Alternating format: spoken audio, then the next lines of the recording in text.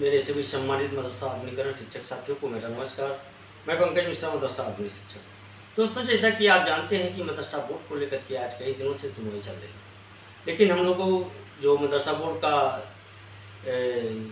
File है वो take up नहीं हो पा रहा है, इसलिए फैसला आने में भी देरी है।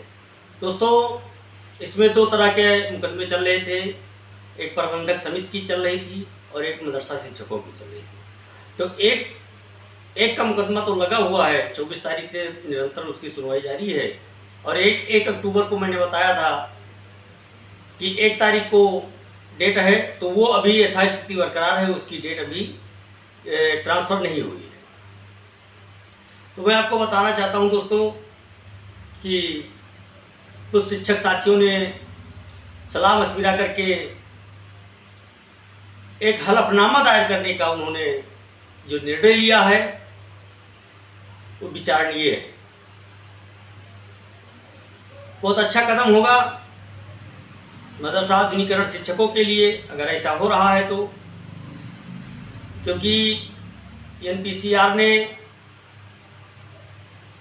मदरसा आधुनिकीकरण शिक्षकों के पक्ष में उन्होंने अपनी रिपोर्ट लगाई है सुप्रीम कोर्ट में, और उसी तर्ज पर आधुनिकीकरण शिक्षक साथियों ने फैसला किया है कि उसी में एक हलफनामा हम भी अपना लगाएंगे और कोर्ट को इस बात से अवगत कराएंगे। दोस्तों, सारी बातें सही है, लेकिन सर्वप्रथम तो जो एडेड मदरसा वाले शिक्षक हैं वो हम लोगों के पक्षधर है ही नहीं। तो क्या ऐसा करना उचित होगा, या ऐसा करने से वो आपको हरी झंडी दिए हैं या मना करेंगे कि नहीं करेंगे, ये तो खैर जिससे बात हुई है वही बता सकता है। हमारी तो वार्ता नहीं हुई है। कल शाम को मैंने फ़ोन किया था, थोड़ी वार्ता हुई, उसके बाद में मुझे भी समय नहीं मिल पाया और उनको भी समय नहीं मिल पाया, इसलिए वार्ता नहीं हो पाई है। अभी वार्ता करेंगे कुछ देर के बाद, और जैसा उसका निष्कर्ष निकलेगा मैं आप तक जरूर पहुंचाऊंगा। दोस्तों, आज 26 तारीख है। मदरसा बोर्ड को लेकर के आज बहुत टक्कर की लड़ाई है, और आज ऐसी उम्मीद की जा रही है कि बहुत कड़ा संघर्ष कोर्ट में देखने को मिलेगा। वादी प्रतिवादी दोनों तरफ से आज बहस है, और बहस किस स्तर तक पहुंचता है, फाइनल स्तर तक पहुंच पाता है नहीं पहुंच पाता है, ये भविष्य की बात है, देखने के बाद ही पता चल पाएगा। लेकिन जहां तक मेरा उम्मीद है, आशा है कि सुनवाई जो हो रही है उसका फैसला हम लोगों के पक्ष में आएगा, क्योंकि हम लोगों का पक्ष मजबूत है। उसमें आधुनिकीकरण शब्द का जो इस्तेमाल किया गया था, इसके वजह से वो मुकदमा थोड़ा बच रहा है, नहीं तो अब तक खत्म हो गया होता। अगर आधुनिकीकरण शब्द का इस्तेमाल उसमें किया गया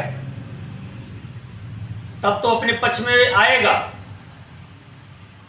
अगर आधुनिकीकरण शब्द का इस्तेमाल नहीं किया गया तो मान के चलो कि अपने पक्ष में नहीं आएगा, ये भी बात है, और दोनों बात सत्य है। ये जरूर है, आर्टिकल 28, 29, 31 में ये दिया गया है कि अपनी धार्मिक स्वतंत्रता को बढ़ाने के लिए वो अपना धार्मिक प्रचार के लिए वो संस्था चला सकता है, लेकिन सरकारी मद उसमें नहीं खर्च हो सकता है, और उसी पर लड़ाई चल रही है। सरकार कह रही है कि जब धार्मिक शिक्षा दी जा रही तो मैं पैसा नहीं दूंगा, इससे सरकार का कोई फायदा नहीं है। यही लड़ाई है दोस्तों। मदरसा वाले कह रहे हैं कि हम आधुनिक विषय के साथ साथ धार्मिक शिक्षा दे रहे हैं, और एनसीपीसीआर की रिपोर्ट ने यह जाहिर किया है कि कक्षा 8 तक केवल आधुनिकीकरण शिक्षा दी जाती है, उसके ऊपर वाले क्लास में आधुनिकीकरण शिक्षा पर बल न देकर के धार्मिक शिक्षा पर बल ज्यादा दिया जा रहा है। इसलिए दोस्तों दोनों तरफ मामला 50-50 का है। अब कक्षा 8 तक जो उन्होंने एनसीपीसीआर की रिपोर्ट ने हलफनामा अपना लगाया है, उससे साफ जाहिर होता है कि कहीं ना कहीं हमारा पक्ष मजबूत है। लेकिन फिर वही एक सवाल खड़ा होता है कि जब आधुनिकीकरण शिक्षकों को आपने पैसा नहीं दिया अभी तक, तो आधुनिकीकरण शिक्षक पढ़ाएगा कैसे? अगर आधुनिकीकरण शिक्षा दी जाती है तो कौन दे रहा है? आपने तो 7 साल से पैसा नहीं दिया शिक्षकों को, फिर दे कौन रहा है? और अगर आप मान रहे हैं कि आधुनिकीकरण शिक्षा का 4 तक दी जा रही है तो उनको पैसा दो, क्यों नहीं दे रहे? उनकी स्कीम को बहाल करो। या फिर आप मानो कि कक्षा 1 से लेकर के जितनी भी पढ़ाई इसमें है उसमें आधुनिकीकरण पढ़ाई नहीं होती है, या कि तो ये कहो। तो आपने ये तो कहा नहीं है, आपने ये कहा है कोर्ट में हलफनामा दायर करके बाल संरक्षण आयोग ने कि कक्षा 8 तक धार्मिक शिक्षा के साथ साथ आधुनिक शिक्षा भी दी जा रही है। तो जो मदरसा आधुनिकीकरण शिक्षकों की नियुक्ति हुई है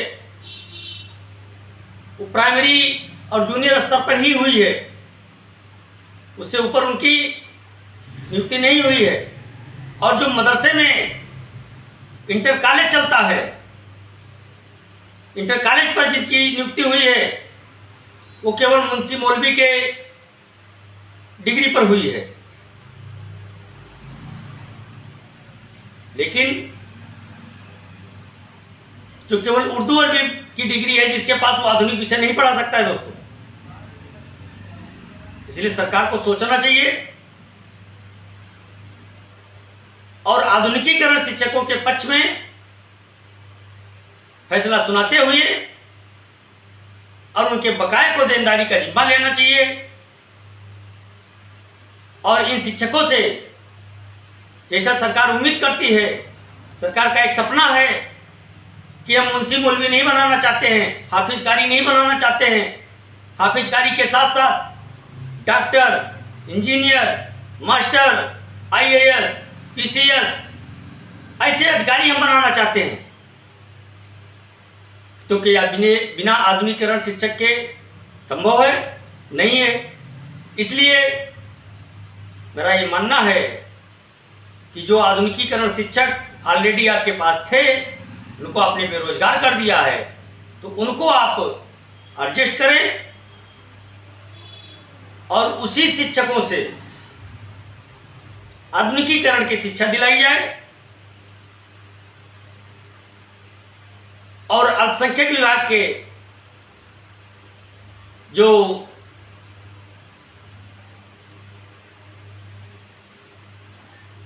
अशिक्षित बच्चे हैं, जो समाज की मुख्यधारा से जुड़ने में नाकाम हैं, समाज की मुख्यधारा में जुड़ने के योग्य नहीं है, उनको शिक्षित किया जाए, उनको आधुनिकता प्रदान की जाए और उन बच्चों को भी समाज की मुख्यधारा से जोड़ने का कार्य किया जाए, जिससे समाज का भला हो सके, हमारे देश का भला हो सके, उसके साथ साथ उनके परिवार का भी भला हो सके। सरकार को ऐसी नीति बनानी चाहिए, सरकार को ऐसी नीति नहीं बनानी चाहिए कि जो लगे हुए हैं उनको हटा दिया जाए।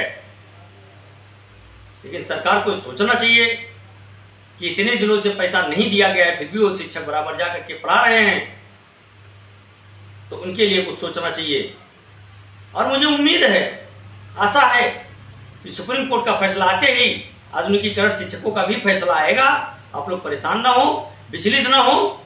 आप लोगों को ज़्यादा कुछ सोचने की आवश्यकता नहीं है, बस थोड़ा सा आप सहयोग करते रहें, साथ देते रहें, जागरूक हों और जागरूक करते रहें। वो दिन दूर नहीं है जब हम लोगों का खोया हुआ सम्मान वापस मिलेगा और हम लोग फिर अपनी खुशहाली ज़िंदगी जीने लगेंगे और अपने परिवार का, अपने समाज का भरण पोषण भी करते रहेंगे। अब अगले अपडेट के लिए आपको इंतजार करना पड़ेगा। जैसे मुझे कोई नया अपडेट मिलता है मैं आपके सामने तुरंत उपस्थित होऊंगा। तब तक के लिए नमस्कार, जय हिंद, जय भारत, भारत माता की जय।